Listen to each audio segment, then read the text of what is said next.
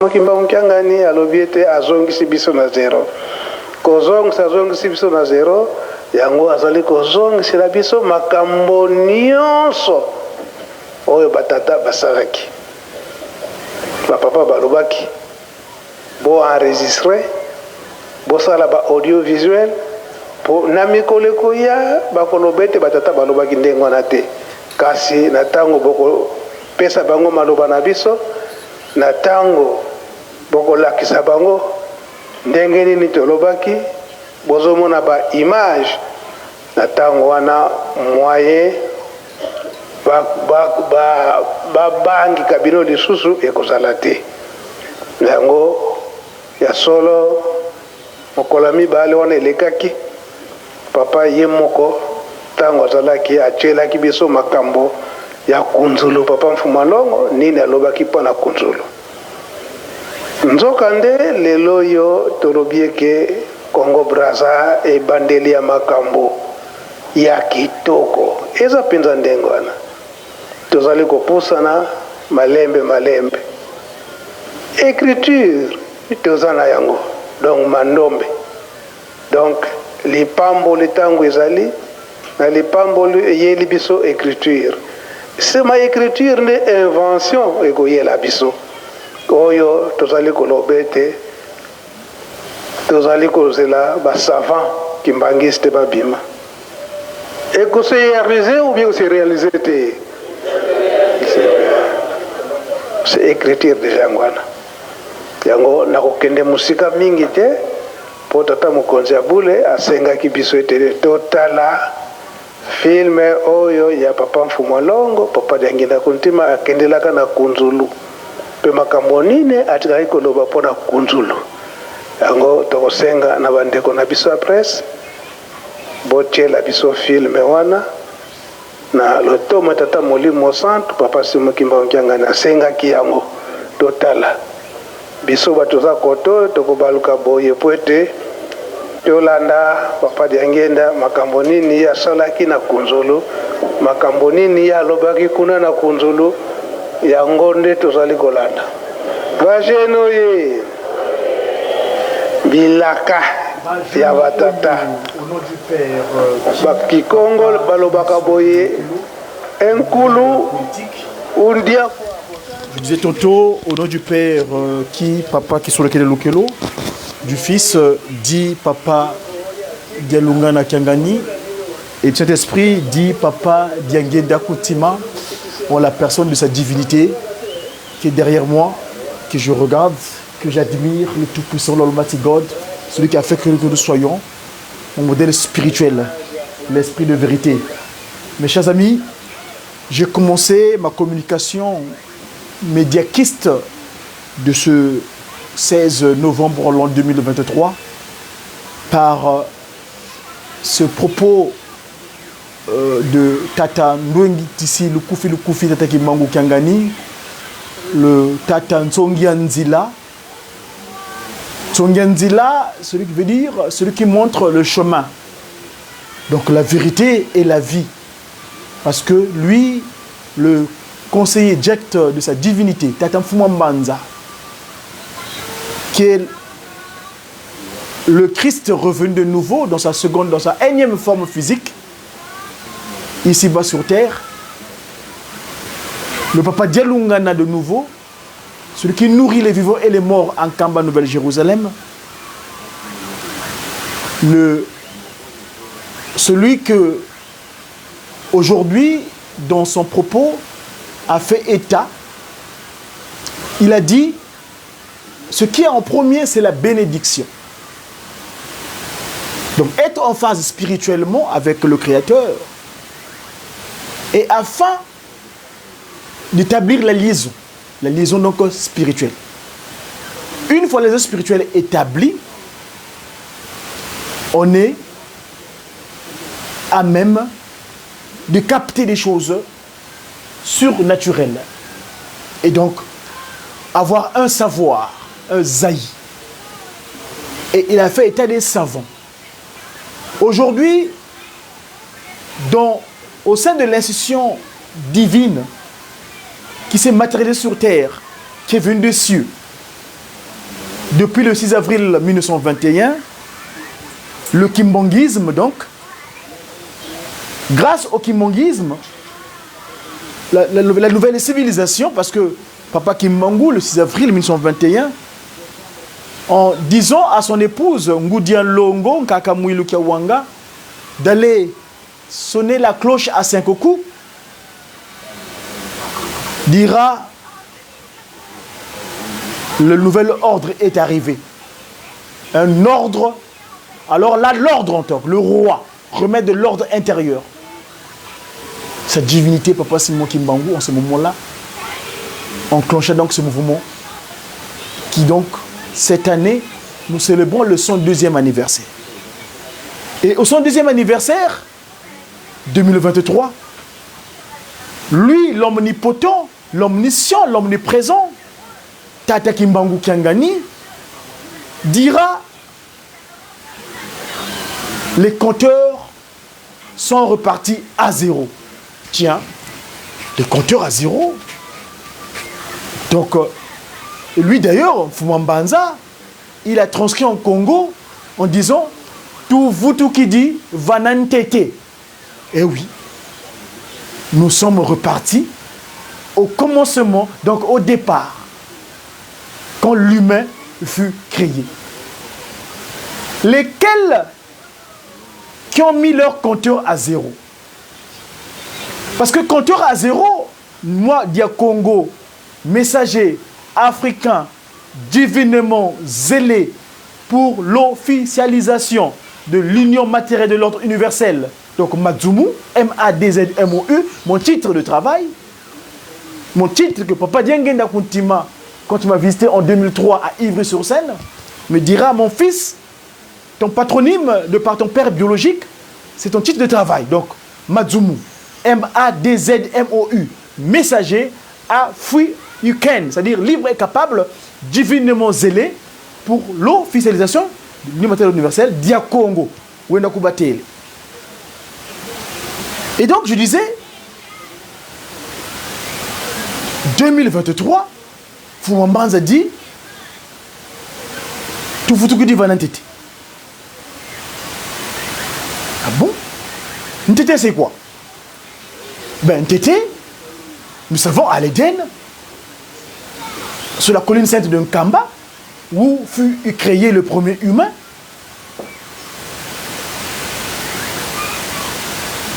Papa Kimbangu était en phase avec notre ancêtre premier. Cet ancêtre premier n'est autre qu'un Kakambuki, donc Adam, donc tiré de la terre.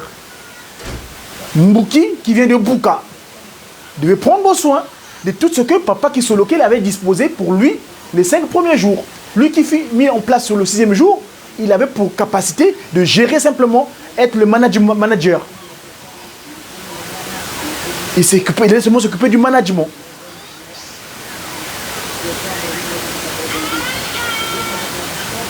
Alors, il a failli.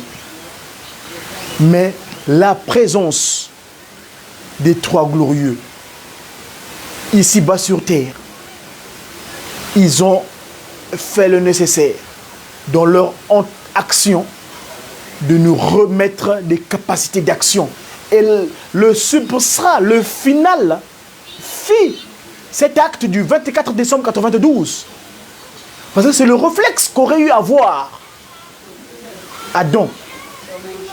Après que son corps fut pris en otage par l'aîné qui a été mis, l'ennemi de Takimbangu, le premier arrivé sur terre. Il n'avait pas eu le réflexe. Il dit: Père, il faut qu'amener, je suis redevable de toi. Demande pardon. Il n'avait pas fait. Ça s'est perpétué de la première génération, deuxième génération, troisième, et il y a quatrième, là où nous sommes, qui est la dernière. Il dit, et c'est lui-même qui a pris le corps physique pour mettre fin aux pratiques nkadiampembanik. Le 24 décembre, le Christ Jésus, Papa Dialungana, était physiquement présent pour accepter ce pardon que Adam aurait dû accomplir après que son corps fut pris en otage par ce prétendant fils, alors qu'une créature simple voulait savoir que je suis aussi, mais en fait qu'il n'est pas. Donc, 2023, les compteurs à zéro. Tout vous tout qui dit vanantete. Tout vous tout vanantete, c'est-à-dire notre corps redevient la propriété de Papa Kisolo Kele Lokelo, Papa Dialungana Kiangani, Papa Dianginda Kuti. Et oui, tel qu'ils avaient voulu à la base, à l'Éden, avant le coup d'État. Donc, pour ceux qui sont disposés, eh ben, leur corps est devenu la propriété de l'omnipotent, l'omniscient, l'omniprésent, sa divinité, Tata Gimbangu Kiangani, parce que c'est les trois en un. Voyez-vous? Ainsi donc, tout vous tout qui va en tête, 2023, 23, 2, 3, 2 plus 3, ça fait 5. L'an 2023 correspond au 102e anniversaire que depuis que le kimbongisme s'est matérialisé physiquement sur terre. C'est-à-dire, le royaume des cieux s'est matérialisé sur terre. Ce qui était spirituel est maintenant physique à partir d'un Kamba, la New Jérusalem. Un instant, s'il vous plaît.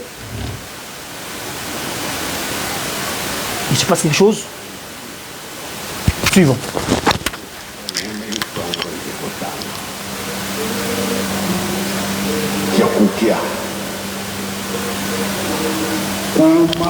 tozomona lokola liseki toke mipeko kaka na ntango wana mipeko nde kozala valeur soki oza likola te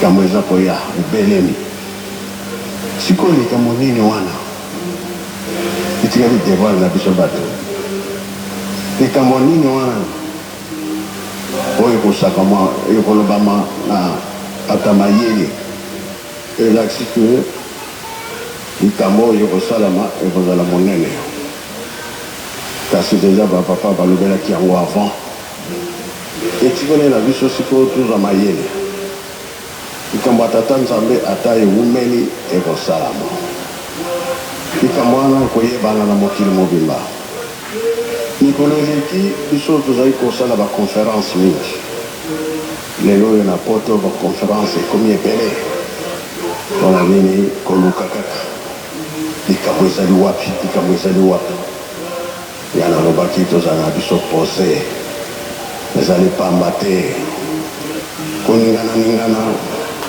eza mpenza malamu te oyo tolobaka te lelo tosali nini mokili bolanda biso totala kaka date wana ekokweya likambo tokotala yango le 23 décembre oyo tolobaka te lelo tosali nini mokili bolanda biso mwana tata simoki mbango asali nde mabe te andimaki donc bamama mpe batata solo ekobongonaka lokuta te elokuta mpe ekobongonaka solo te bana na biso totia molenge balinga te tokolonga e tokolonga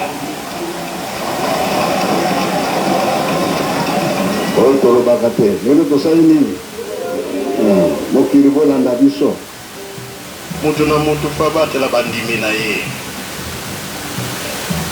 lindaka mondimi to bato na moto te sika moto fumalongo alobi date ya mokolo ya lelo oyeba yango azalaki na matete atelemisi bato oyo ye moko aponaki mpo batambusa mosala ezalaki mokolo wana alobi ete le 23 ezalaki le 23 décembre nalobi depo na nkombo na tata na nkombo na mwana na nkombo ya ile mokambo le 23 décembre 1990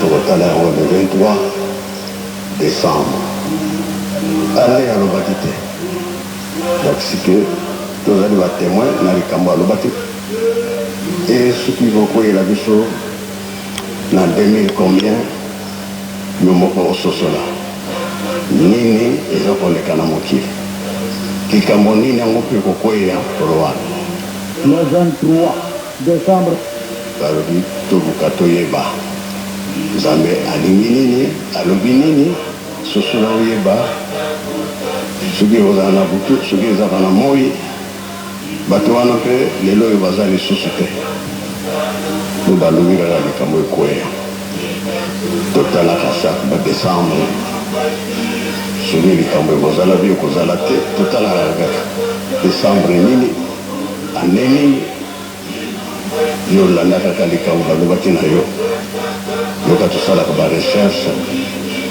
likambo ye jésus-ki likambo ekwei na mokili likambo ekwei na afrika likambo ekwei na congo sosola oyeba yo mwana afrika yo mwana congo makambo eza na nzela eza ebele luka nzambe oyeba soki azali wapi nini eza kolobama yo olobi ezowumela navandi na ndako na kosala lisusu te likambo te me tala kaka makambo eza koya liboso likambo oyo ekoya na mokili mobimba likambo oyo ekoya na afrika likambo oyo ekoya na congo ebombama banda kala me sikoyo elingi osala nini badécembre Décembre ezalaka ebele. On est aujourd'hui le 16 novembre. Dans à peu près 14 jours, nous allons affranchir ce mois de décembre, l'an 2023. Mon frère, Papa Sardo Michel Kokalanga, Kambotele Kamono, d'une chose là-bas au Gabon.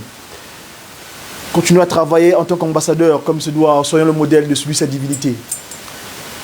Alors, papas et mamans, vous avez suivi l'oracle de sa divinité. J'étais en train de parler tout à l'heure, j'ai commencé mon propos par l'introduction de Fumambanza, Tatan Songanzila, le conseiller direct de sa divinité. Et là, le média fait qu'il y a une actualité qui passe. Je vous ai mis en live avec le compte de mon frère, Papa Dersi Dems Zola sur TikTok. Qui d'ailleurs, je vais l'ajouter tout de suite pour le suivre dorénavant. Qui a fait état des événements de la date du 23 décembre d'une certaine année, qu'il réalisera quelque chose de spécial pour le monde entier. Papas et mamans, tout vous qui dit va n'entêter. 2023, 102 ans. Dans le 102, en faisant usage des connaissances du 1 quart, dans le chiffre, on a le 1 et le 2 qui revient le 3. Chiffre 3. Va n'entêter. Mais dans le 2023, c'est le 2 et 3, ça fait 5. Et le 5, nous savons, c'est que le stellaire que je fais souvent allusion, le stellaire de Kididikiki. Kididikiki. Papa qui solo Lokelo, 10 lettres. Premier qui. Papa Dialungana Kiangani, 10 lettres. Dialungana donc 10 lettres. Donc. Et Papa Diengenda, 10 lettres. Les parents qui ont porté ces trois glorieux. Le premier, Kaka Kimbangu, Kiao Kimbangu, 8 lettres. Kaka Kiawanga, 8 lettres. Nous avons pris Kiawanga, pourquoi? Parce que c'est cette appellation qui a fait que la femme retrouve sa place. Kiawanga, c'est qui ont entendu, parce que la nuit du 5 au 6 avril, c'est elle qui entendait les échanges entre le Christ et Jésus et Papa Simon Kimbangu. Elle ne voyait pas parce que En ce moment-là, toutes les femmes de l'humanité n'avaient pas des capacités, vu qu'elles étaient les premières victimes. C'est-à-dire, si la première dame de l'humanité, elle avait entendu ce que le méchant, l'ennemi qui a été mis, le premier arrivé sur terre, Ntantu, Nkadiampemba,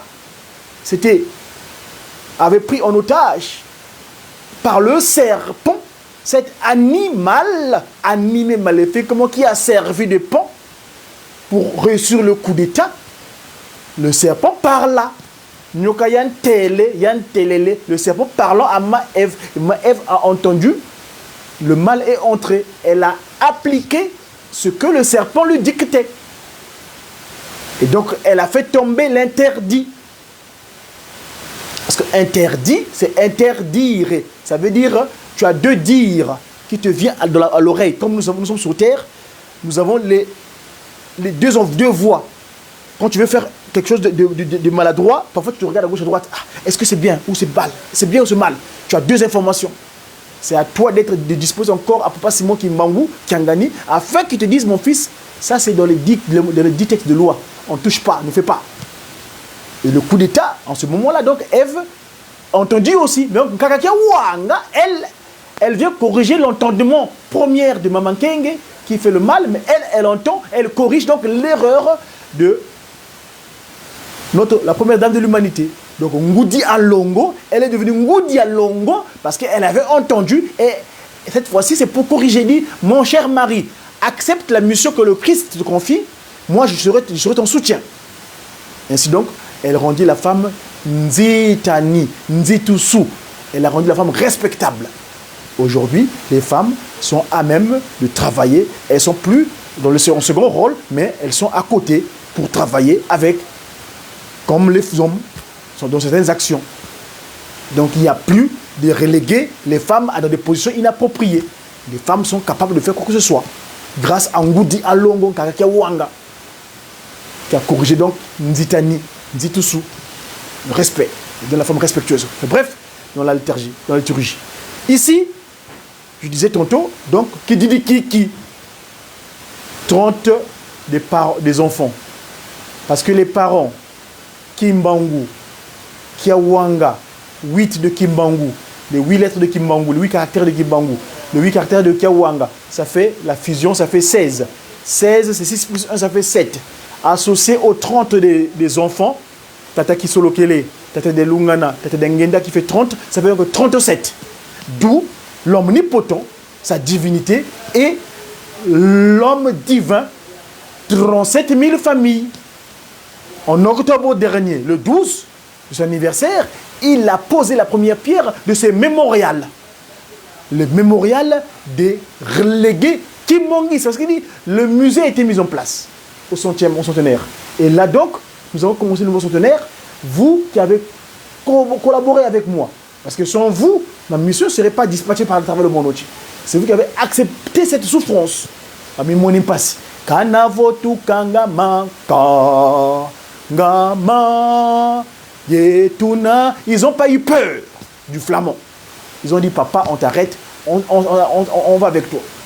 En l'occurrence, moi j'ai toujours pris, par exemple, le papa, mon frère, mon grand frère, Beladio Mpayi, David, lui, qui est l'incarnation du premier Wabeladio de Moussimpete, qu'on avait arrêté en 21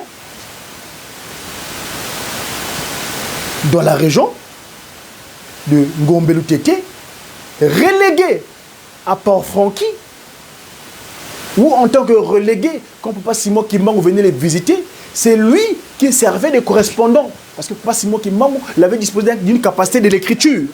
Il pouvait détecter une lettre. Papa Kimbangu disait, ah, ce courrier-là consiste à donner aux relégués, on va se retrouver à tel endroit pour la prière.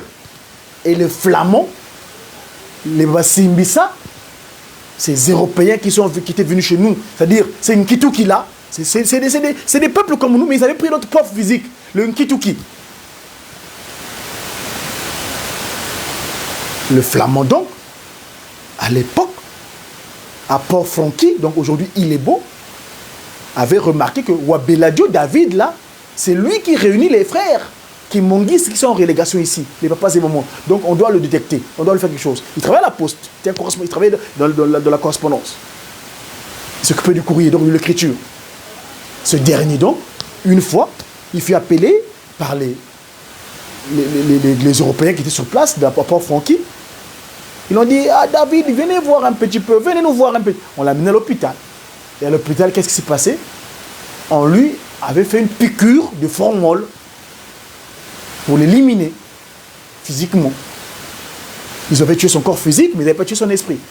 Et donc, le Beladio David, quand il rentre, je vous donne un exemple de relégué, hein, parce qu'on parle de 2023. Là. C'est mon numéro de monde qu'on construit le mémorial. Papa David, ou Beladio, donc, il rentre à la maison avec son épouse. Il dit, ma chère épouse, là où j'étais parti, on m'a fait une piqûre, donne-moi ma Bible. Il s'est assis sur un canapé, sur un tanawa, comme qui dit une chaise qui était un peu allongée. Il s'est mis, pendant que sa femme était préparée à manger, lui il a pris seulement sa Bible, pendant qu'il priait, et ben, le formol qu'on avait mis avait agi. Il est devenu sec. Il a séché. Vous voyez comment la souffrance d'un collé, bandabangolé. On est en pleine festivité du 15 novembre. Hier, les fêtes ont commencé en Kamba. La Eupaki, l'association des enfants, des papas qui monguissent, des pasteurs qui monguissent, donc les ecclésiastes qui monguissent. Eux, à l'époque, le relégué, ils ont fait face aux Flamands, aux Européens qui les maltraitaient, en gardant leur foi ferme, malgré les souffrances. Et donc, Papa Wabeladio, le père, à l'époque, il fut enterré là-bas à Port-Franquin. Son épouse, quand il rentre au Bercail, parce qu'en temps, la relégation, l'oppression contre les Kimongis avait été mise en berne, avait pris fin. Papa Wabeladio, donc madame ou épouse Wabeladio, repart en Ngombe-Tété, il donne la nouvelle. C'est à ce moment-là donc qu'ils ont fait une autre veille là-bas. Donc là-bas, le papa était parti en relégation, il est mort là-bas. On avait mis une piqûre de formol. Donc il était sec, il était séché, donc voilà. Mais Dieu, on peut tuer le corps physique de quelqu'un. Papa Kimbango dira, à quoi sert à l'homme de s'attaquer à l'homme? De s'attaquer à Dieu. Car exister, ça paraît comme quelque chose d'insignifiant. Bandansanda, 17 1921. Le fils, le père Wabeladio revient, la mère Wabeladio, donc l'épouse Wabeladio revient en Ngombe-Tété. Et c'est là-bas qu'il met au monde. Quand elle est enceinte, heureusement, en fait, quand son mari donc était formalisé là-bas, elle était enceinte. Et oui, pendant qu'on tuait son mari avec le formol, elle rentre au Bercail en Ngombe-Tété, elle était enceinte de son mari. Et quand elle met au monde une fille. Cette fille-là, quand elle vient au monde, dans la région de Ngombe-Tété là-bas, il y a un monsieur, un inconnu qui apparaît, qui passe dans la voie. Il dit, dans cette case là-bas, il y a une dame qui est enceinte. À leur donner cette enveloppe-là. L'enfant qu'elle porte dans son ventre va porter le nom de Vumiwanzambi Lubantiko Lwazaï. Allez dire à cette femme là-bas qui est enceinte, dans ce courrier-là, il y a un nom. Elle est enceinte. L'enfant qu'elle accouchera, elle va donner le nom de Vumiwanzambi Lubantiko Lwazaï, c'est-à-dire la crainte. Le reste, moi je n'aime pas dire la crainte parce que Dieu, non, on le respect. Le respect de Dieu et la compréhension de la sagesse. Et donc, Vumi Wanzambi. Parce qu'on ne dit pas Wonga Wanzambi, mais Vumi, ça n'a rien à voir avec la crainte. Parce que Wonga, c'est ouvrir la crainte, Vumi, c'est autre chose. Donc, le respect, c'est-à-dire que la magnificence, la bonne considération du divin. Quand on en croit, on a la foi, c'est-à-dire que le Vumi, c'est un mot plus riche que la crainte. Bref, et donc, l'épouse Wabeladio accouche un enfant, une fille. Cette fille-là qui devient donc, quand elle grandit, elle se marie, elle fait des enfants, mais ces enfants qu'elle fait, c'est seulement des filles. C'est au moment qu'elle vient accoucher un garçon, il dit, elle pense à son père qui était mort là-bas par Francky. Donc, Wuntombole, il le ramène à la vie. Dans le nom de Wabeladio David, en pensant à lui, donc Paï, donc le père. Voilà comment notre savant Wabeladion Papa Wabeladion Payi a ce qualificatif-là. C'est une incarnation. Moi, j'étais avec lui. C'était mon grand frère. Quand il venait en Europe, il était tout avec moi. Il nous a distribué des capacités aussi. Bref, nous n'allons pas parler de ça. Ici, Papa Wabeladion David Wabeladion Payi, cette fois-ci, lui, il part. Quand cette maman Vunonzam était enceinte de lui, quand elle partait en Kamba pour se baigner, parce qu'elle est kimongiste, elle se baignait en Kamba, la source sacrée d'un Kamba, Mayama Sima, c'est-à-dire cette eau qui empêche le mal. Si vous connaissez un peu un Kamba, les hommes c'est au nord et les femmes c'est au sud. Donc, cette maman-là, quand elle se plongeait, à chaque fois qu'elle faisait ces trois plonges, ces trois plongeons qu'elle faisait dans le ventre, elle remarquait une étoile qui venait se plonger également au niveau des hommes là-bas. Et quand elle accouche, c'est un garçon, il donne le nom de David Wabeladion, le père, donc Payi, en portugais. Voilà comment le petit témoignage que vous relater ici concernant ceux qui ont accepté. Et donc le mémorial là, ses parents, oui Joseph, oui la cousine, oui la maman. Alors, excusez-moi, c'est mon fiston. Donc c'est ça. Nous devons être ce que nous devons être, se connaître soi-même. Et se connaître soi-même, c'est faire usage des textes de loi, des 10 commandements. Parce que Papa Kisolokele, le potier sur la matière, si je vous montrer l'image d'ailleurs, je peux vous retrouver, parce que c'est très important de pouvoir vous étayer ces éléments par des images. Cette image d'inspiration divine, on aura l'occasion de faire état de cette image. Ici, le potier structure la matière. Papa Kisolokele Lokelo. Voilà comment ils sont. C'est lui le potier structure la matière. Il est en train de poteliser la masse terrestre là. Voilà cette masse terrestre d'Adam. Le potier qui le structure, c'est mon modèle politique. Papa Kisolokele. Celui qui vient mettre le sang et de l'eau, c'est le Christ Jésus, Papa Dialungana. Et le pneuma, le souffle de vie, c'est Papa Dianguienda. Et ça se passe en Kamba, à la place du 3 février 89, autrement dit la place de la carte de l'Afrique. Ça c'est notre élément, on aura l'occasion d'en parler une autre fois. Voilà donc, leur posture, c'est la posture de génuflexion. Bafukama Bena. Et Adam, donc, après qu'il est... Et le méchant, il a côté, regardez, l'ennemi, il est en train de leur nez. Comment je vais faire? Parce que ce moment-là, il n'est pas physique, il est seulement spirituel, cette créature-là. Il réussit son coup d'état en prenant la place dans le corps d'un Kakamouki. Donc, papa et maman, les 10 commandements, Exode 21 à 17, c'est ça que Papa Fumolo vient de faire ici tout à l'heure. C'est ça qui fait qu'on ait le scaphandre approprié. Un humain qui vit selon les textes des lois des 10 commandements, l'alliance de Sinaï. L'alliance de Sinaï, c'est ça cette fameuse date du septembre 89.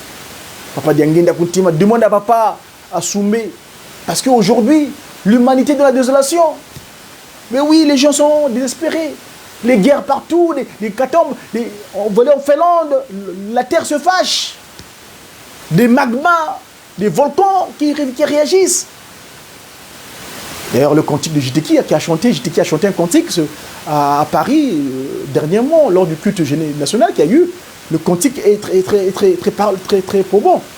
Il explique ce que c'est. Je n'ai pas le temps pour le montrer, mais allez sur le compte du forum, mes confrères de la Télé France qui ont fait le reportage. JTK chante ce cantique-là. La terre va se fâcher, l'eau va se fâcher.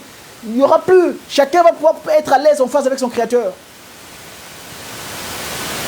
Et donc, ici, il est question que l'humain soit en phase avec son Créateur. Grâce les maîtres des maîtres qui façonnent l'humain, c'est les maîtres des maîtres là qui ont écrit les 17 lois. Exode 21 à 17. Là, ce que nous appelons nous, en tant que politiciens, la constitution humaine. Et oui, moi je suis un politique. Je te dis, mon modèle politique, c'est pas Kisolokele. La constitution humaine est claire. Exode 21 à 17. Deutéronome 5, 1 à 21. C'est ça. Donc, le corps qui est en face avec les 10 textes de loi, l'alliance de Sinaï, va repartir à zéro. Et il est dans l'état initial. Tout vous, tout qui dit Vanantete, on repart à l'état initial, c'est-à-dire avant le coup d'état de l'Éden. Les trois glorieux, ils sont au contrôle. Papa Kisolo Kele, mon modèle politique. Papa Dialungana, le symbole d'amour, le modèle scientifique. Parce que Papa Kisolo Kele, c'est le modèle de la loi. La politique, la gérance de la société, c'est par les textes de loi. Parce qu'une entité terrestre, un territoire qui n'a pas de texte de loi, et c'est un territoire qui est voué au désordre, à l'anarchie. C'est comme le corps humain, si tu ne dis pas, viens pas sur les 10 commandements, eh ben, tu es source de désolation. Tu as des orifices, tu es poreux. Or, le scaphandre approprié, c'est les 10 textes de loi, Exode 21 à 17. Tu n'auras pas d'autre Dieu devant moi face à face. Donc, il n'y a que papa qui manque ou qui a gagné. C'est lui l'omnipotent. Si tu ne crois pas en lui, tu es de la désolation. Yandi yin karakimbangu, c'est le grand-père. Donc elle dit yekaka yeka. Non, moi je dis yandi yin karakimbangu. Yekaka yeka, oui, yekaka, mais nkaka yekaka c'est le nkaka. Yandi yin karakimbangu. C'est le grand-père. Quand tout le monde aura mis ça dans leur caboche, je crois que l'humanité sera plus dans la désolation. Même ceux qui sont distraits là, qui ont été déviés là, ils comprendront parce qu'ils parlent de Tata Kimbangu. Tata Kimbangu, oui, mais Tata Kimbangu est là, il s'appelle Papa Kimbangu qui a gagné aujourd'hui. C'est lui qui dit Exode 21 à 17. Exode 21 à 17. La conscience humaine.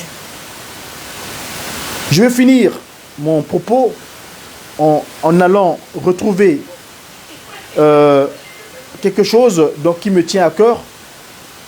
Ici, je vais aller revoir ce que dit Papa Fumwalongo quand il demande, parce que c'est ça le souci. Les gens vivent de la désolation, mais il se passe des choses dont les gens ne savent pas. Je vais aller voir Papa Fumwalongo Diengenda Kuntima. Dans son oracle, quand il avait demandé au révérend pasteur Assoumbe d'expliquer ce que les francs-maçons, les rosicruciens, les maïkari, toutes ces pratiques qui sont contraires en Kamba, s'étaient réunis pour pouvoir dire mais nous on n'a plus... Quelle est l'institution qui met en évidence l'alliance de Sinaï? Cette institution est en Kamba quelque part au Congo. Alors là, nous, on doit pouvoir s'infiltrer dedans. On sera aussi des pasteurs, on sera aussi des chrétiens. On va croire, on va faire semblant de croire. Mais notre pratique ne sera pas en phase avec l'institution en question. Notre but, c'est seulement qu'on puisse les infiltrer, qu'on puisse prendre de la place, qu'on puisse avoir l'autorité, comme chef autorité, en quelque sorte, afin de retarder les échéances. Parce que ce dernier nous crée trop de problèmes. Voyez-vous? Je vais trouver les fichiers.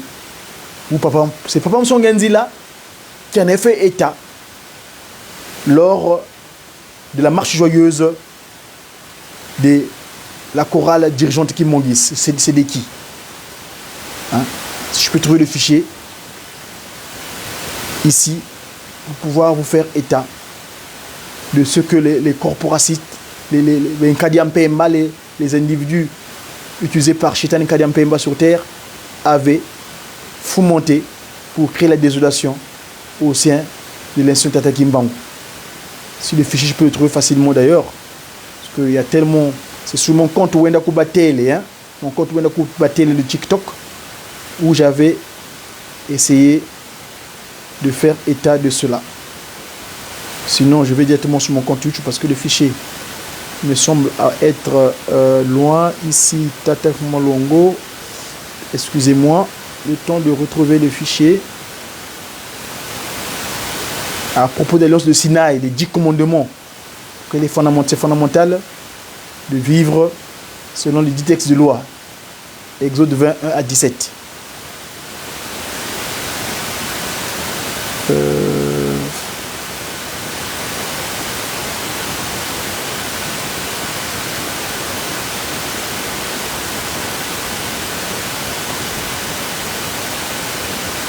Alors, Godidia Congo. Hop. L'Alliance de Sinaï. Exode 21 à 17.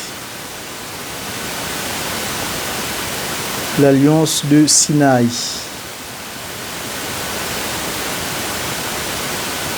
Fukamene kwange yenzambiame.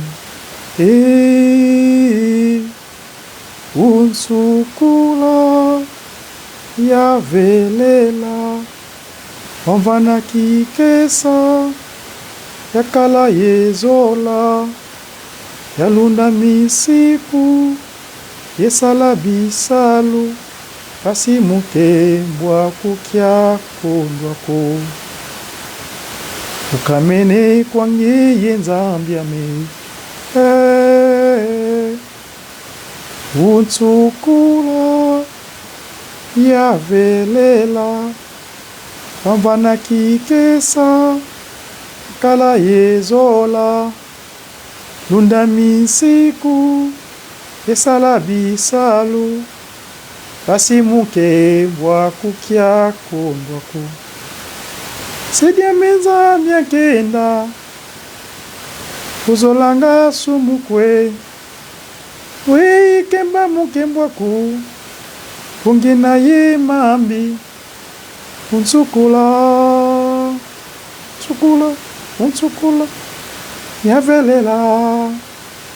yavelela. Suivons donc ce que dit Papa Fumambanza, le Christ, quand il donne la parole à Papa. Suivons. 1981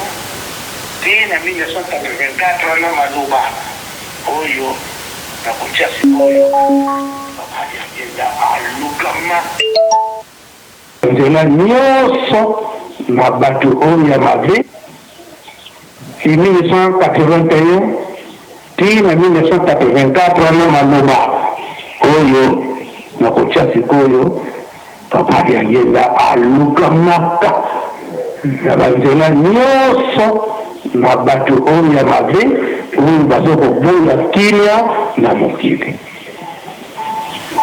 yango tolanda ndenge nini papa ngenda alukamaka na tango wana songi bandeko presse toyoka maloba wana malamu oyo etinda ya ye moko papa simoki mbangjanga na tindi ngai alobi ke papa mbenza na tongo ya lelo tokokota biso na panzani kasi yango tokota litei na ngai nde ya lelo nde yango wana naza kopesa na kasete na papa ngenda presse yani mokumba moko kosakana na yango te bamama okumbi atata manatere mosantu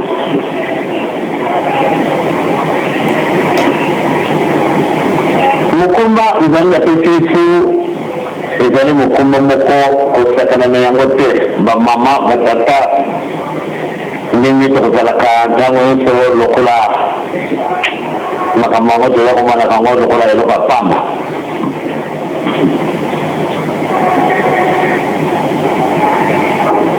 ntango tozalaki na nkomba tozalaki osisi vraimen makambo ebele maza kolekaka na poto mpona ntina mosusu te bango ebangisi bango nde likambo ezali kosalama awa na kati na afrike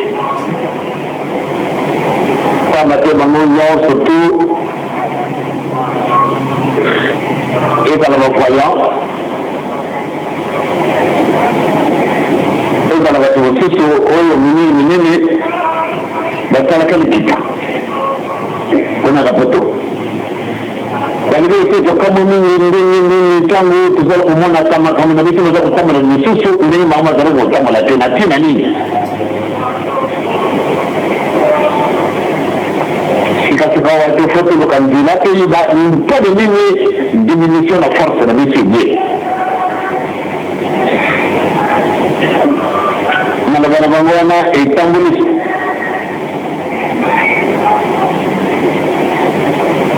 yasomi esali pasi na bato komini nde eloko ebini kuna na kati na afrike Tshisekedi na wakinzenga wa dirigeant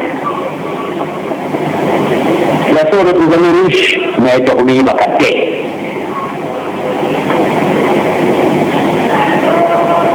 ifoto lokanzela ndenge nini bato bari kupanga bitu boye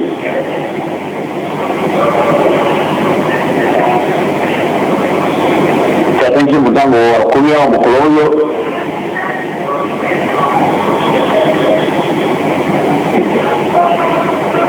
alikuwa rifete mokozi ya batu minene wana alani bango tina braza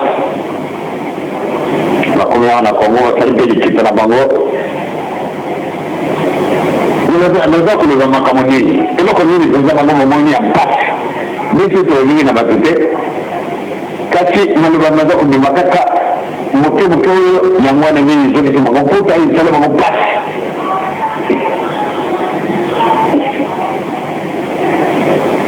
450 charlatans au niveau voyant, mais ma voix avec on a pas tout validé que le Cameroun comme on est gagné parce que c'est toujours la voix nous sommes habitués à voter mais c'est tout le canal de Cameroun d'ailleurs qu'on découvrir qu'on a fait que le Cameroun et qu'à finir mon moyen yango nakupesa quelques minutes na sasa subi ya lungu na braza kwa tete turuti nando sangu ya batu wana sakuru lini kata subi ya kaka subi ya zalo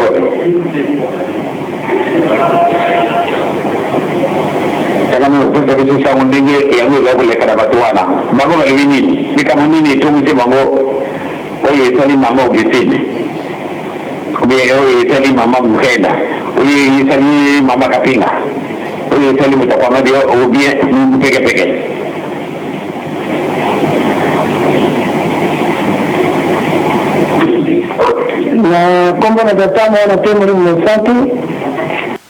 Je vous propose d'accueillir maintenant une star du Tech Show. C'est un coach d'entrepreneurs. Il s'appelle Olivier Beta.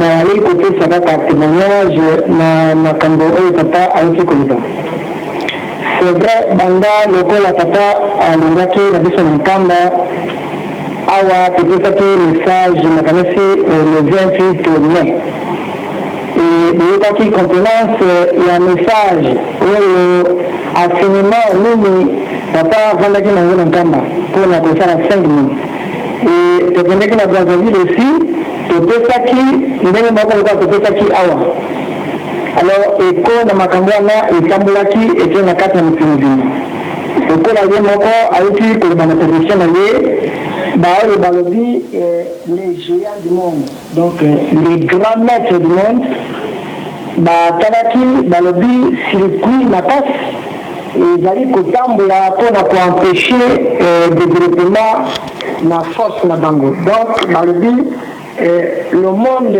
à l'inverse donc mokili bongwani boye bayali na perturbation moko makasi elingi koloba par exemple mwasi soko alambi nzungu ntango yali kopela bamonelaka nzungu yango moko esopani bayali koyeba te nzungu yango ezali kosopana mpona nini alors basali barecherche na bango ndenge baye kokuta balobi eyali message euti na kati na église moko na kati na mokili na afrika oyo bapesaki annonce na 1917 alors yango le grand maître excusez-moi lokola papa alobi grand maître il y a ordre de société secrète ordre templier rosicrucien frate maçonnerie na magicien donc grand maître na bango adjoaki lisusu nouvelle que papa azali na Angola journal moko na Angola elobaki leader suprême des églises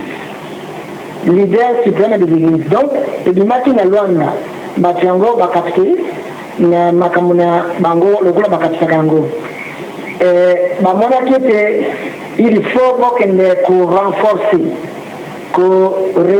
dynamisation lisusu ya propagande na biso na kati na mokili na Afrika balobi tokotransite wapi ye azali na Angola ekokater na Zaïre ekokater toleka na Congo nde bakombaki na Congo juste mokolo toyambaki papa awa grand maître le géant du monde akomaki na Brazzaville kuna na Brazzaville na signé VOC eyali signé monene oyo baautorité basalelaka baréunion na bango donc asalaki rassemblement na bato na bango à peu près 7000 personnes donc 7000 personnes bakotaki na kati na signé VOC pour na kozwa les nouvelles instructions badirectives. Première balobi, réadynamisation de l'épanouissement de la rose croix en Afrique.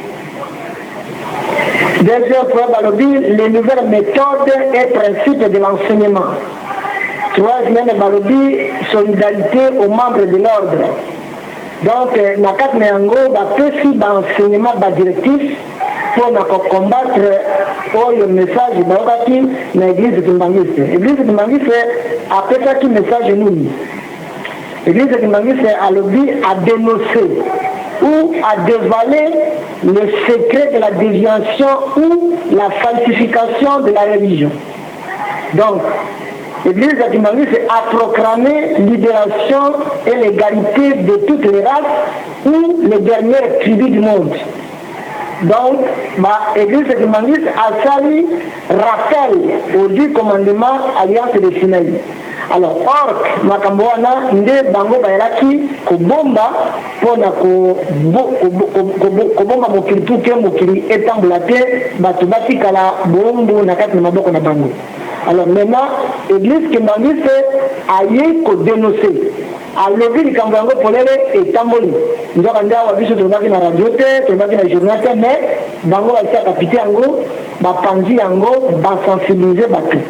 Donc, Batu Bari sensibilité avec les 7000 en attaque na Bicho na Brazzaville, na République du Congo. Basalaki réunion en gros une semaine. Alors, Bakote ça Batu ba possibilité. C'est-à-dire possibilité nini, ezali mbongo par exemple. Bakupesa bato na bango mbongo mingi pour étouffer la bonne marche ya message ya Kimbangisme pour que bango toujours va dominer pour te battre ba esclave na bango bako sensibiliser basali na bango bakupesa bango mbongo bakoleka de toutes les manières na église Kimbangiste aussi bakokota na église Kimbangiste na manière mususu likambo yango excusez ngai papa alobaka yango tango toyaki na soirée kuna ke ndenge alobi ke basili kobongisa makambo mpo na kokota na église Kimbangiste na 3 positions bamosusu bakose convertir bakozala lokola bapasteur tango yali pasteur akokende na nkamba akoya awa akokoma epai ya papa akoye ayeba force Kimbangiste eyali ndenge nini tango yaza kokota wana ali kotransmettre bainformation yango epai na bango kuna ke voilà force Kimbangiste eutaka boye esalemaka boye. Deuxième position, bakozala na mbongo bakoleka na bakati na bato na biso homme d'affaires baoyo bazwi badéfaillance na bakati na badéclaré faillite na basociété na bango bakoya kopesa mbongo ou kopesa bango bacrédit pour que akota ayeba bamouvement na dirigeant na jeteki ndenge nini bato wana bapesaka donc ye ali kopesa nzoka nde ali mandaté na grande l'ordre du Rose Croix ou franc-maçonnerie. Groupe mosusu bakokota na ba mouvement na ba mama na ba nini bakokota kuna uniquement pour na koyeba force ya Kimbangiste ezali ndenge nini pour na ko détruire yango parce que monde eyali juste ko bouger te eyali stationné etelemi alors batwana bali ko bouger sur terre donc batenir yango na Brazzaville bakrokere yango lobby yango wana mouvement yango eyali à marche kuna eyali déjà même tokozwa na délégation awa bakoya awa bafidèle mais bali na mission alors nde na situation yango bakonzela kuna mosusu mpe bayali kotala balobi message ya Kimbangiste tozali koanalyse balobi na biso motu moyindo mpo na nini asalaka eloko te na Kimbangiste bayebisi biso mpe motu moyindo asalaka eloko te mpo azali na mauvaise pratique azali na mauvaise héritage donc l'héritage yango moto moïse ali kodéveloppe te atikali esclave ya moninga e bamosusu bato ya mayele basali analyse bamoni ke message wana ali ya solo pourquoi moto moïse akei na putu akei kosala klase kuna azongi ata biki ya pamba ayi kosala te mais ali na mayele na moninga moko basalaki na ye c'est vrai eyali mauvais héritage donc héritage wana ekodéveloppe moto moïse te donc moto moïse akotika toujours esclave na moto mosusu alors bamosusu bakamati par balobi no biso tokosoutenir message kimbangisi parce que message kimbangisi eyali kofungola biso miso mwa moke alors yango wana position yango ezali particulièrement pour ngai na kopesa na biso nyonso eke tenir compte na makambo motindo wana oyo toyali koyoka biso nyonso toyali awa bandeko na biso mingi bayekoli makambo ya mikanda ya nzambe ou bayekoli bahistoire de la religion tomoni histoire lokola islam oyo bamusulman mais Mahomet bato oyo bayekoli théologie bayali awa to bakoyoka ngai Mahomet azali kaka motu alobaki seulement alobaki maloba ye moko Mahomet alobi ngai naoki nzambe alobi na ngai alobi koma boye akamati secrétaire na ye babengi Abubakar ye moto aza kokoma maloba Mahomet aza koloba nsima Mahomet abimisi mokanda buku oyo abengi Coran Mahomet ntango abimisi buku wana alobi maloba oyo ngai nalobi moto akoki kotia yango tembe te pamba te maloba oyo euti na likolo epai na nzambe oyo ngai nalaa koloba na bino eyali kopi moto akoki kolongola ata litoni moko na kati na message nauti koloba awa ezali te bato ya mayele bakoti na islame bango nde badefendre doctrine wana bango balobi ya solo makambo oyo Mahomet alobi eyali ya solo yango wana islame eyali une grande religion na mokili mobimba moto akoki kodétruire te soko tuni bango balobi kende na likolo kuna okende kotuna moto oyo apesa tu message biso toyali na kopi kopi ya lettre bakokorige te bakokorige original biso toyali awa na kopi ndenge nini oyo bakokorige yango kende na likolo moto nani akokende na likolo islame ayali religion moko tokoyeba ata na histoire ya église oyo toyali lelo baéglise chrétienne soko tomoni biso nyonso awa oyo totangi mokanda ya nzambe tradition ya église catholique romaine apostolique église catholique apostolique romaine ezali bato baforme code na bango bandimi ke tondimi likambo oyo yali boye bakomi bato ya mayele bapuye yango église catholique etikali boye moto akoki atembe na yango azali te po te bato ya mayele basoutenir yango toza komona lelo église protestante ndenge moko ezali bato moto oyo nani Martin Luther oyo mwane oyo azalaki na église catholique alobi no makambo bino bokoloba awa yali malamu te yali lokuta ngai nakei kosala makambo na ngai akomi bato ya mayele bakopi basoutenir thèse yango église protestante ata moto moko te ya mayele akodétruire yango parce que bato ya mayele basoutenir yango tomoni na religion mosusu lokola hinduisme epai na bayande eyali ndenge moko balobi bato ya mayele basoutenir ekeni namoni likambo nini te biso tokoki kosoutenir te biso bakimbangiste eke toyali na nzambe na kati na biso ali kopesa biso message e biso toyali koyeba yango mokili mobimba bato ya mayele makasi bavaillant basavant bango moko balobi ke non force na biso eyali détruire eyali complètement anéantir donc force yango eyali na kimbangisme baproclame il faut bamandate bato mpona kodétruire yango bon biso moko bakimbangiste eloko nini tokoki kosala soko toyali ya contradiction lokola grand frère alobi awa apesi biso histoire ya bango nde basoutenaki église kimbangiste bazalaki na bato ya mayele te ndenge alobi awa me bazalaki bato kaka bango moko na moko mais sikoyo bango basali makasi ekomi église au niveau ya mokili mobimba maintenant tokomi na baintellectuele na bato ya mayele na basavant kati na biso mais eloko nini ekoki kopesisa biso pour ke tosoutenir idéal et ala triomphe wana eyali question mpona bato ya mayele na bato oyo bazali koyokola mingi mpona mingi tokoki kosoutenir doctrine na biso te soko toyali ya contradiction biso moko ndenge nini tokolonga yango wana naponaki kotanga mwa mokanda mokongo esizenga na kosala prédication te mais eyali bobele mpona koaccentuer information oyo Marc 3 Malako 3 verset 22. Remarque 3, verset 22. Bon, verset 4. Balobi boye. Soko bokonzi ekabwani na kati na yango penza. Ekoki kotelema te. Soko libota ekabwani na kati na yango penza, libota yango ekoki kotelema te. Mpe soki satana asili kotelemelana, mpe akabwani akoki kotelemana te, kasi suka na ye ebelemi. Mutu te akoki kokota na ndako na mutu makasi mpo na kobebisa biloko na ye bobele soko akangi mokolo na ndako na makasi yango penza.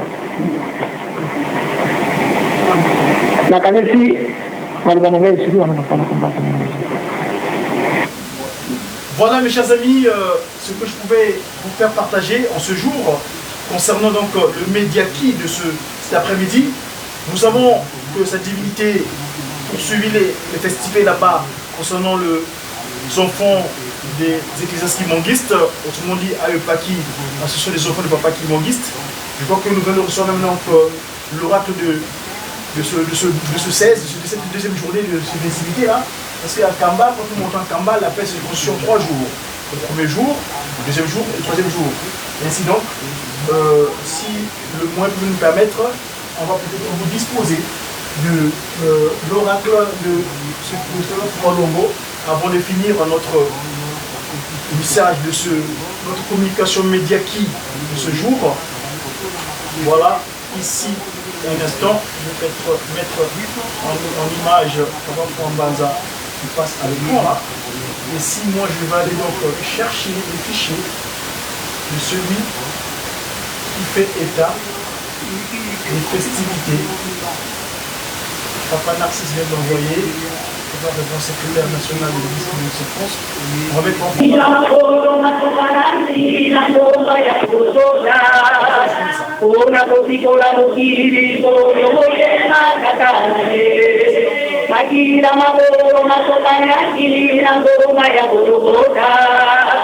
Ora kotikora mukiri do moye sana ye nakira matenge da matopana kiri kondo ka kondo wete moindo atotora kondo ya kimangu nakira matenge da matopana kiri kondo ka kondo wete moindo azuari pana ya modimo Cuando ya tocamos, muriendo a los anillos, cuando ya tocamos, muriendo a los anillos, y cuando ya tocamos, muriendo a los animales,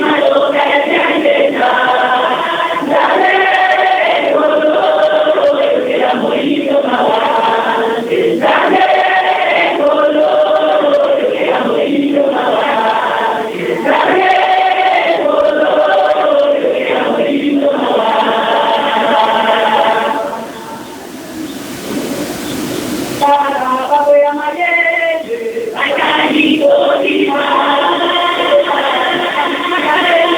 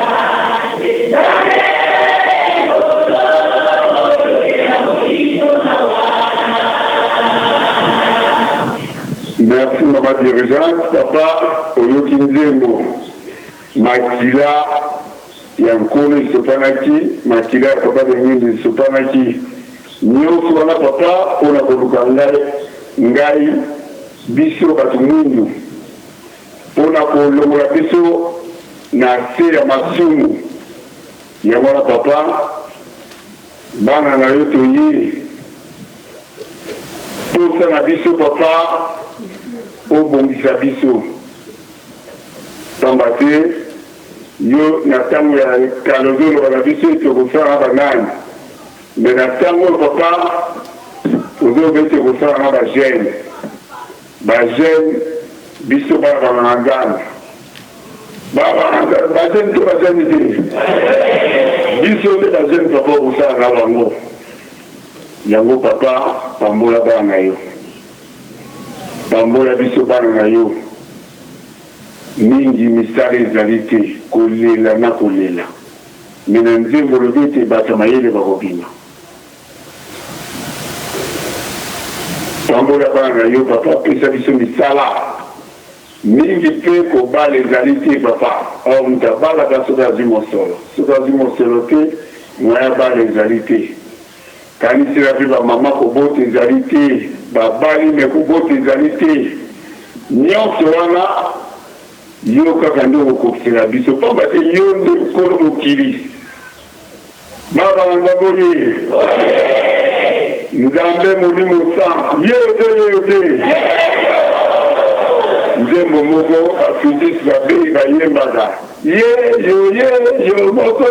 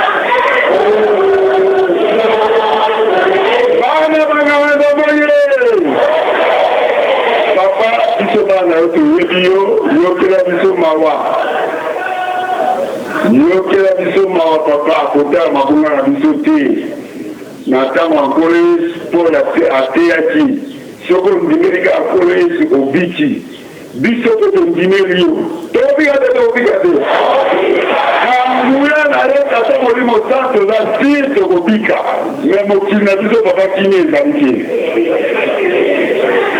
mokili na biso tobiki na biki te basi mokili na biso kini ezali te kala kobomana bapasi awa mpe tozokende élection papa les 20 élections j'ai déjà dans le 24 bongisela biso po ete kini ezala na mboka pamba te yo lia te sengo 24 heures ase ozala pasi yango toyi kosala epai ya yo nzambe na biso obongisela biso po ete okokisela biso mayelo obongisa mpona loposo mwingi mayete ezalaki nango papa yango wana mpona koloba tosilisi na komba papa mwana mpe molimo santo amen.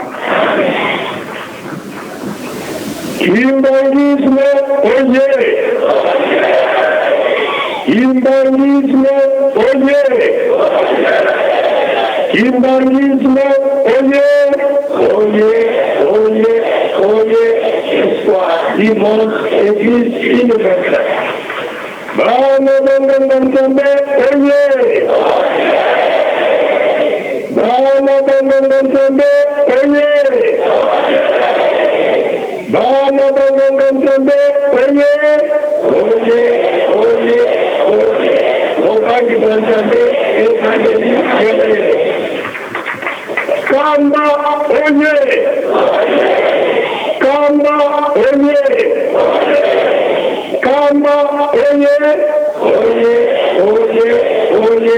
Yesu Selemizamba, Vikura, Takaboni, Kumo Yesu, Yetakaboni. Apa Simoki Mbangu Kiangani, oye! Apa Simoki Mbangu Kiangani, oye! Apa Simoki Mbangu Kiangani, oye! Oye, oye, oye! Papa Simoki Mbangu Kiangani, Mona Pesa, Wasora, Wanabizora, Kakaika, Yadikaka, Yadikaka, Yadikaka. O Kombo ya tata ya mwana pesa tamulimo centre. Yambo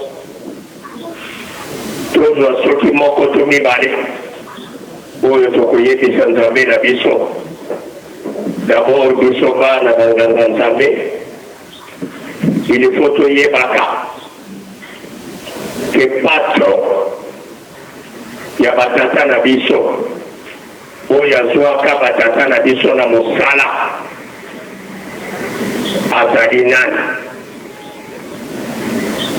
ndenge avandi wana biso bato tolingaka kotanga bibele soko ozongi zwa bibilia na yo tanga na Jean chapitre 1 babelango na verset 1 na ebandeli ezalaki na liloba liloba ezalaki na nzambe liloba ezalaki nzambe liloba elataki nzoto tata nzambe bongele meso oyo asala likolo na se na biloko nyonso ezali na mokili na biso bato tata Simoniki Mbangu bongele meso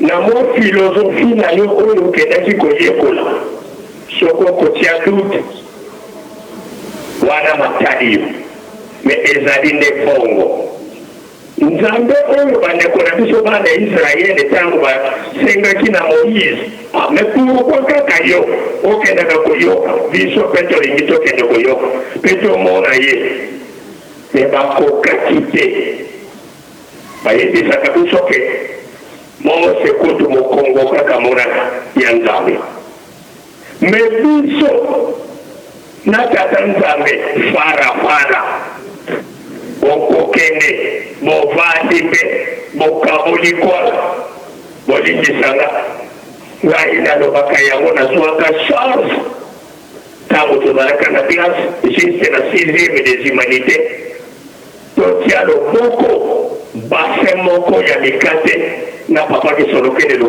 na matata eloko wana naposanaka yango te ke totiaka loboko sani moko na nzambe tata nzambe bongele meso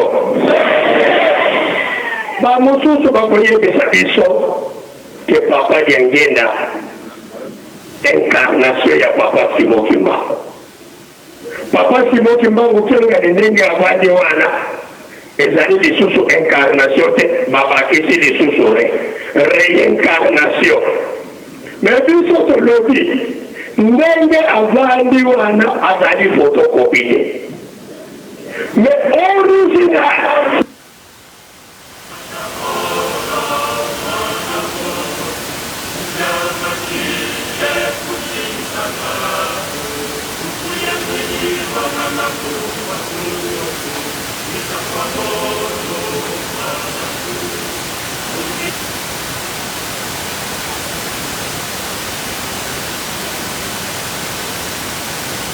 Papa Simon. Il va nous donner.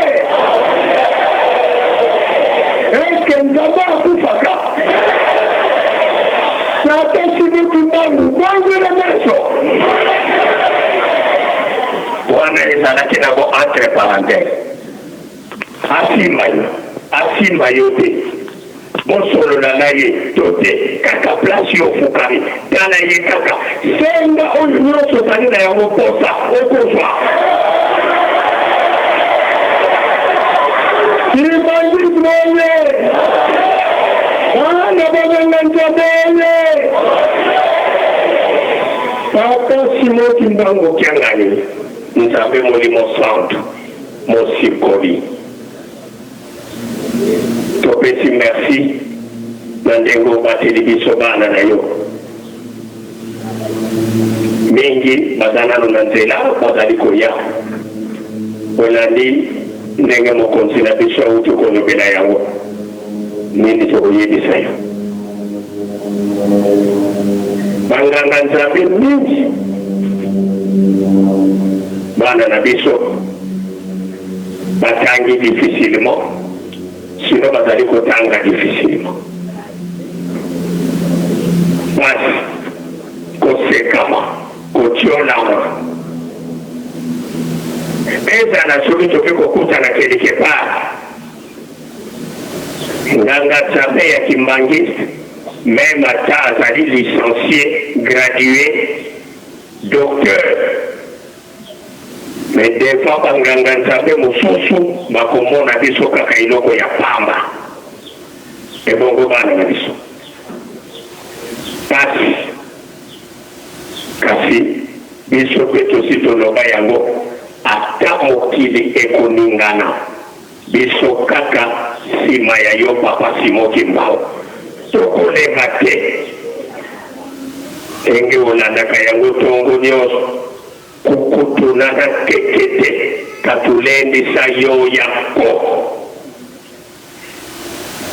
wana tosi tolapanda na biso na bana na biso malamu kutu tokontine kotambola na biso na mapapa ya changer couleur heureusement biso bayebi na bango bien ke bakimbangise batolataka mapapa kaka par hasard donc tokotambola na biso meme pieni eza nango problème te eza nango kotimi na biso nzokande eloko mosusu ebombami wana busukami alors que biso tozali bana ya grand patron bana ya nzambe oyo asali yola na se na nyonso eza na se ya barebele patron yango bongela meso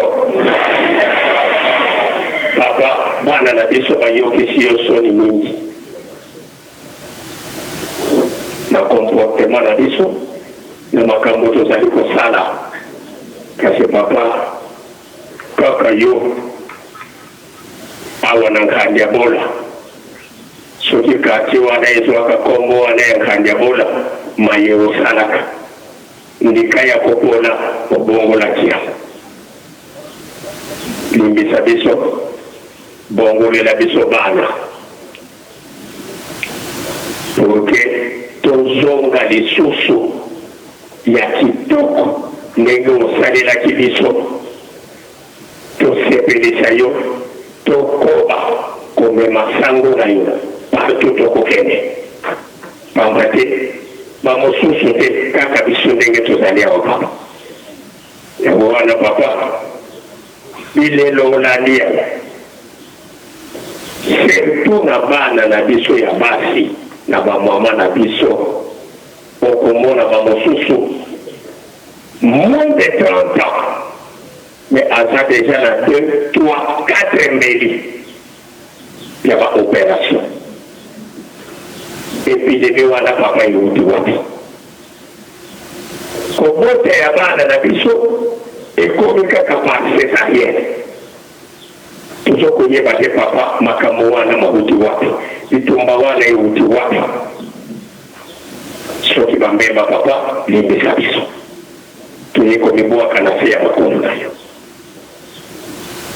fongolela biso porke bana na biso ezala ba oyo batangi ezala ba oyo batangi te tosala tobandaki komona kompani lokola onatra bamosusu lokola chef de service mais un abriti il suffit kaka yeba mosala un abriti chef de service foreman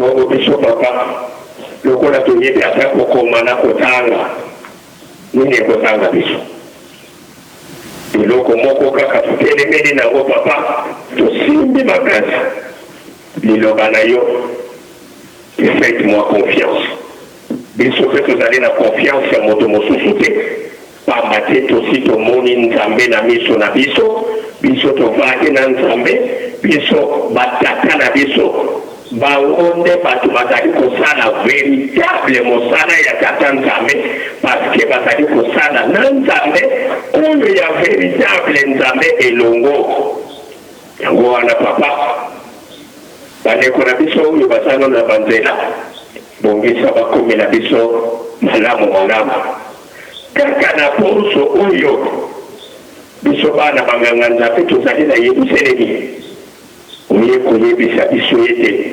bapaya minene bazoya kotala yo biso nde bato tokoyamba bango satana azali kosepela te na nyonso oyo tata molimo santo ozali kosala fongola nzela bapaya na yo bakoma na kimia séjour na bango na ozongi na bango ezala mpe na kimia bamema sango milakisa na bonzambe na yo po ete bango mpe bakoma lisusu bambangi na yo bamema sango ete ya solo biso mpe touti epai ya nzambe tomoni place ya vanda moke tozalaki na yango papa kosenga na mokolo malelo okombo ya tata ya mwana mpe tata molimo santo nzambe eto tata mwana velela ntango ifweni wawakata ndinga kwa bana bako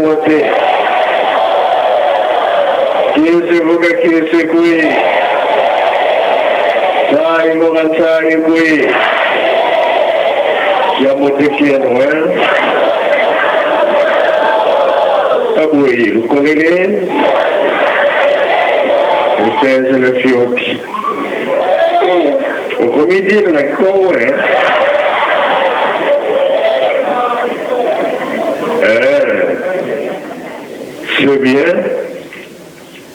Zéronde et l'on va m'appeler. Mais le coup de ton mon ami, tu es pour marquer du mot comme ma cache. Bon, on va monter. Tout les bas de la Zambie. C'est là. Il y a un temps d'abord à perception de ma casse, il y a qui toque. Tout le long va dans l'eau. Tout le long est tout le long à paix. Tout le long est, hein? Vraiment. Qu'on a Angola, en 1706, on m'a qui pas vite à l'Ouakilika. Colonisation et Zélikoya. Mais il y a le Bishop Petro dans la Zambie na Bishop. Zambie wana comment est nani?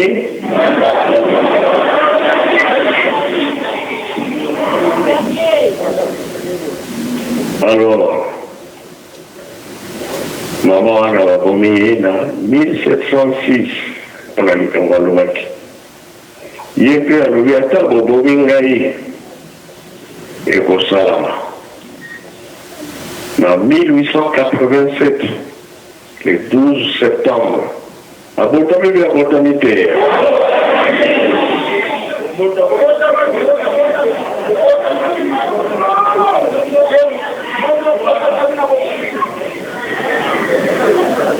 Vous voyez, il y a la gare qui est là, Coloïs.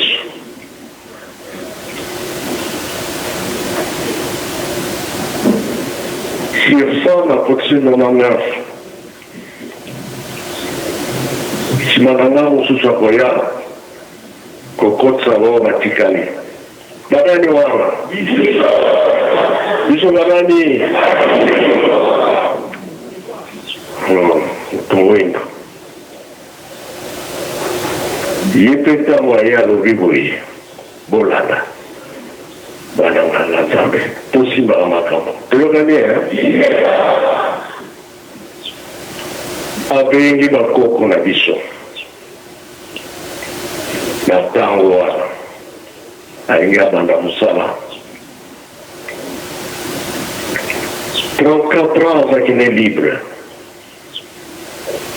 Après, il y a banda musala, abengi bakoko.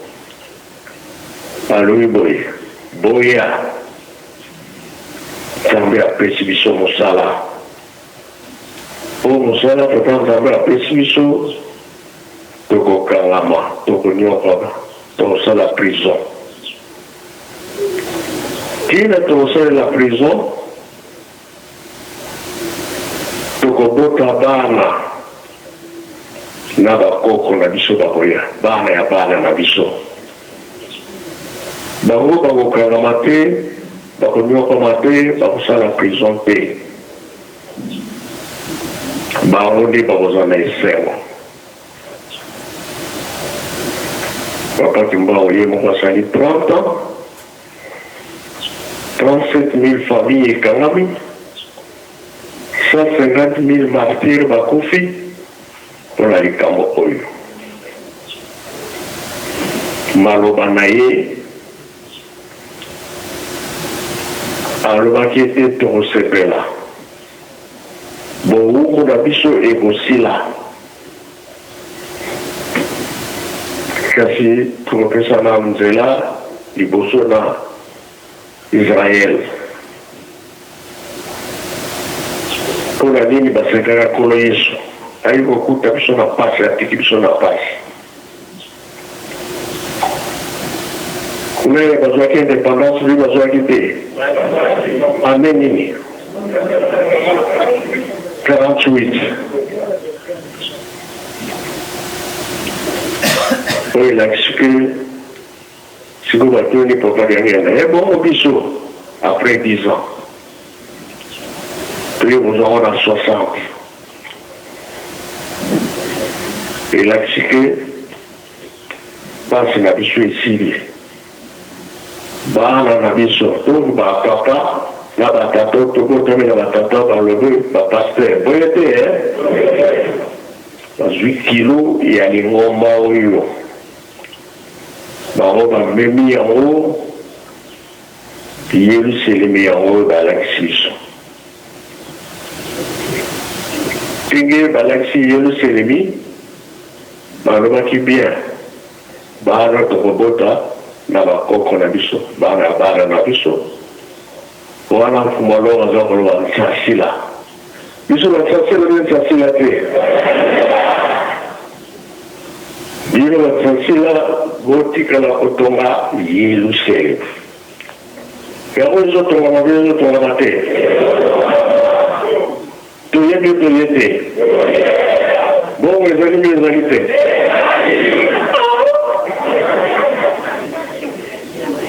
ezali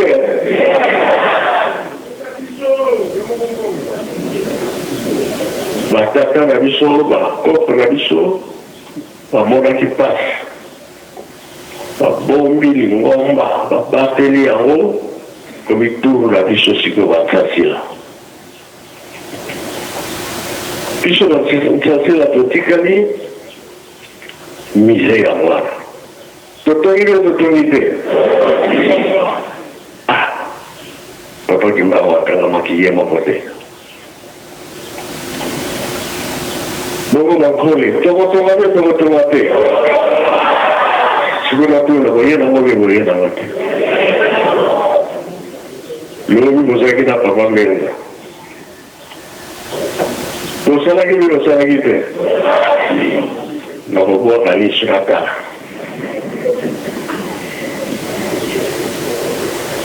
lelo nini kato na nini natsinsane tokosala biso ntsinsane biso bansasila kasi bakoko sikoyo totoka esika na bango oyo kozalaki mémorial ekosila te ekosila te ekotongama te ekotongama te o bana bakanga nzambe wana tolili mosusu na ye te mais esili baza kolanda biso bino mpe bino biso mpe toza na bamouvement nyonso na jeteki tozali te na dirige mpe tozali koreki tozali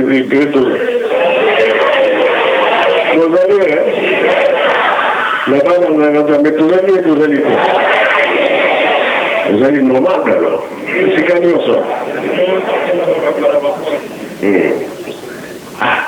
tozwi bapoint ebele parce que partout tozali basengi boye biso topesi namoni mpe awa bana banganga nzambe bakoma mpe banganga nzambe bazali mpe bazali te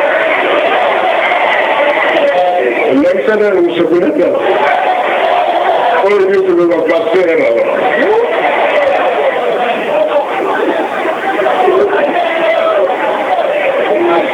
tozwani na solo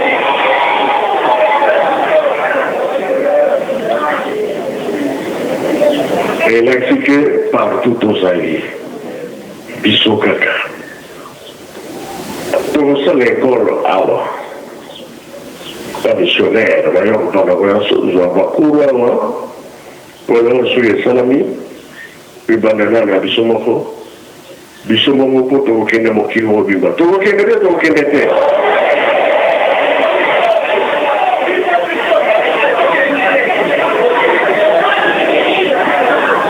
todimi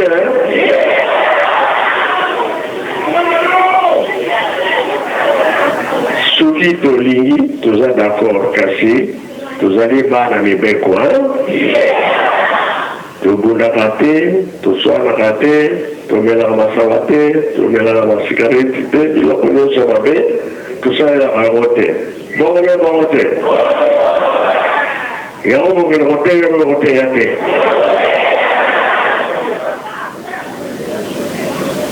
topeyaka deja biso tolingi nini mokili ezwa tibia wakipesa nzembe ya kimya tuyo kanani tutala sikiba bana nganga bima koyoka bima koyemba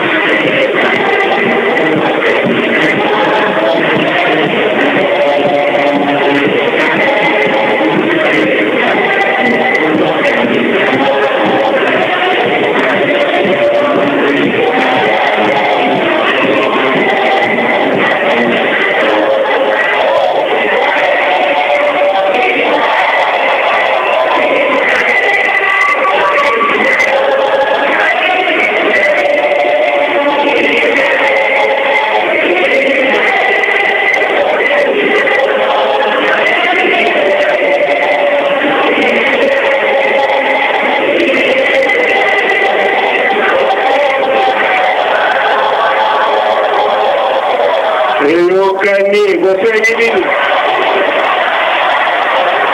bosengi kimia sala kimia nzela ibolela yango te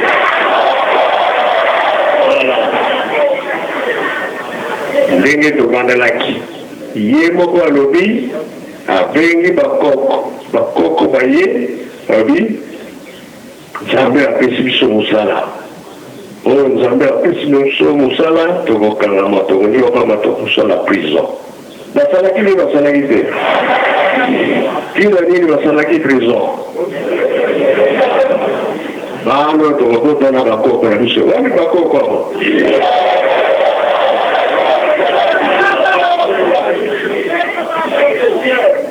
biso bakoko balobi totonga yerusalemi tokoka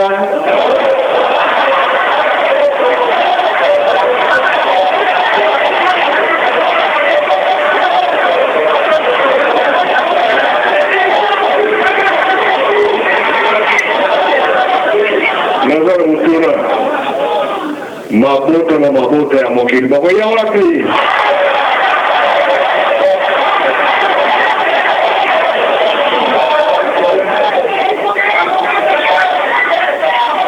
tokolesa baobe tokolesa baobe tokolasa baobe vendredi baza koya eyokani te nga mokola yenga na koloba nanga te biso nyonso toyoka oyo bango bakoyela biso egeze moto yembaka tusatangola makanda ya manza eza bongo ya mokili mobimba ezo bamona 21 tisikoyo matongo yango biso soki tokwisi tobebisi ekozala pasi bakoko balongaki batata bamama mpe balongi tobengi bango baboti biso bapateleli ngomba ti batiki biso bantasela sikoyo isala tozosala kala nivo tokomi nango mayango tolonga mpe tolonga te tolingi mate ya malamu ebanda koleka bipai na biso oyo momatisa kondima na biso toyokani oyo mabe yango te wana eza ya satana bana ya nzambe bana satana voilà toyi po ete dati na biso bana banganga nzambe ti mikolo eza koya tokangamaka na mosala oyo tolonga nango tosilisi na kongo tata mwana mpe tata molimo santo amen bana banganga nzambe toyokite makambo papa alobi tokotambola mokili mobimba komema sango na ye kasi biso bakimbangi tobatela mibeko tosimba mpe tosalela yango makasi toyoki te yango totonda maloba ya tata nzambe soki papa abondeli biso nyonso oyo toyaki na mwa biloko ya kolia tokotia liboso sani ekotiama biso bana banganga nzambe tobosani te tolobaki nini antuka na ntongo ya lelo papa fo asala dejeuner na ye na soso sikoyo nayebi te soso ya ngai oyo ya kosalela dejeuner to oyo ya yo ekoyebana nde awa tobongisa maboko totonda malembisi ya tata nzambe okombo ya tata mwana mpe tata molimo santo okombo ya tata ya mwana tata molimo santo